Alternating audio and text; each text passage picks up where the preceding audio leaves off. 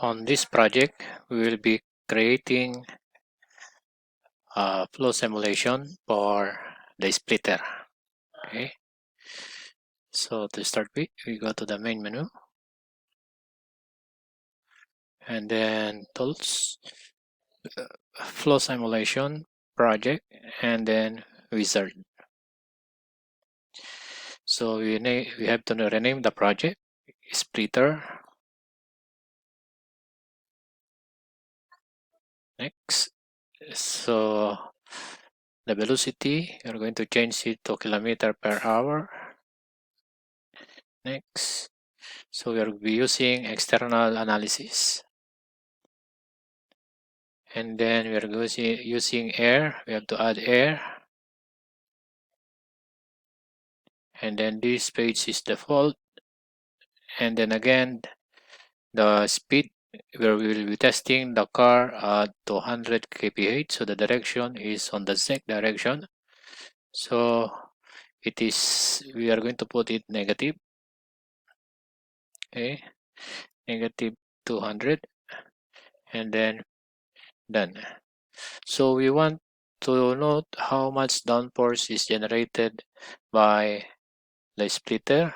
So first we're going to set the boundary condition. Okay, computational domain. All right, we are going to adjust the computational domain.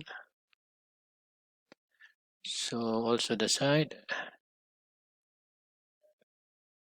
because the smaller the computational domain, the faster the result it would be. Okay, the calculation will be faster.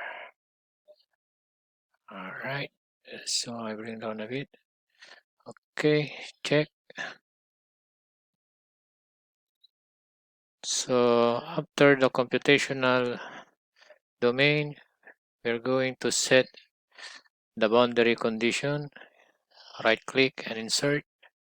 So we go to the wall, we click ideal wall, and we select the floor of the root, and then check.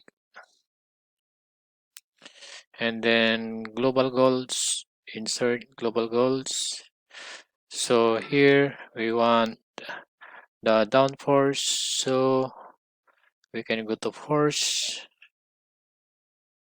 So X, Y, and Z. All right. And then turbulent energy, minimum, maximum, and average. And then check. Okay, we are going to rename the global goal force into side force, down force, and drag. So X, we go to properties, and X is the side force. We rename it as side force. And then Y, properties, we rename it as lift force.